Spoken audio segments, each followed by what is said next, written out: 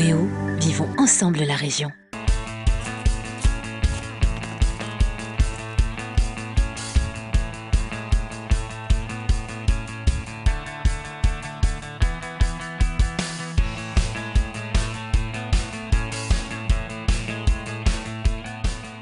De la radio, un numéro 100, du textile et un vol en montgolfière. Bienvenue dans Mention Plus.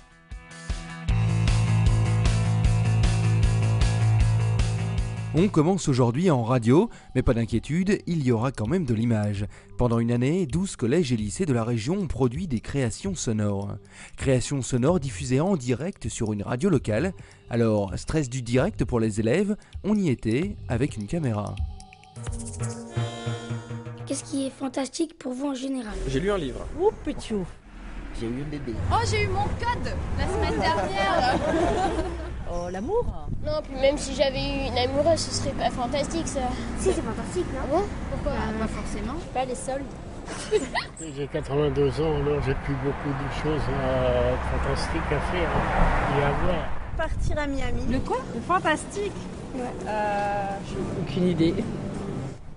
On fait pas beaucoup de choses fantastiques en général, hein. C'est les autres qui disent c'est fantastique. Ou des Mais soi-même, on s'en rend pas Je sais compte. pas, mes enfants peut-être, ce qu'il y a de fantastique. Le fantastique au coin de la rue, c'est la création sonore de l'atelier radio du collège Verlaine de Lille. Pendant l'année, micro à la main et oreilles grandes ouvertes, ils sont allés à la pêche aux interviews pour faire ce qu'on appelle un micro-trottoir. Ce jour-là, leur reportage est diffusé en direct sur une radio locale. Docufixon, c'est le nom de ce projet d'éducation à la radio qui réunit 12 collèges et lycées de la région. Et parmi les jeunes, il y a déjà quelques vocations. Ce que j'ai préféré, c'était les micro-trottoirs parce qu'on interrogeait des personnes.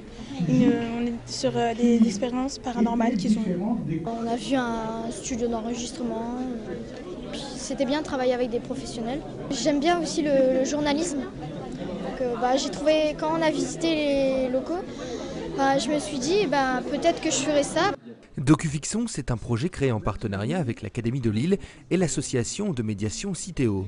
On n'y pense pas assez, mais le son a de réelles vertus pédagogiques, notamment par l'absence d'image. Ça favorise l'imagination.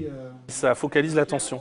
Je sais que par exemple, lorsque vous faites écouter la voix d'une ancienne résistante et déportée dans un documentaire en classe, vous avez un silence des élèves qui sont captés par la force du témoignage. Sur le thème imposé, le fantastique, les élèves y sont allés de leurs reportages et interviews, mais beaucoup se sont lancés dans un genre peu répandu, la fiction radiophonique. C'est assez étonnant de voir que sur les 12 productions, il y en a 6 au moins qui relèvent de la fiction radiophonique, un genre qui a connu ses heures de gloire dans les années 50 avec notamment Pierre Billard, les Maîtres du Mystère, mais qui n'est pas du tout ni de ma génération, ni de la leur, encore moins. Et pourtant, ils se sont intéressés à ça. Et je me souviens à Longueur d'onde, qui est une association qui fait un festival de radio et d'écoute à Brest, en partenariat avec France Culture. À Longueur d'onde, on organisait des séances d'écoute pour les scolaires. Et moi, c'est ce qui m'avait frappé, c'est de voir que des élèves, lorsqu'ils sortaient de séances d'écoute d'une heure, où ils étaient enfermés dans l'auditorium du Musée des Beaux-Arts de Brest et où ils écoutaient des sons complètement différents, ils sortaient de là complètement emballés, enthousiasmés. Et je me suis dit, là, il y a quelque chose à faire avec les élèves. Aujourd'hui, s'essayer à la radio devient de plus en plus simple. Un ordinateur, un micro et des logiciels libres suffisent. Pour retrouver l'ensemble des productions des élèves, toutes les infos sur weo.fr, rubrique Mention Plus.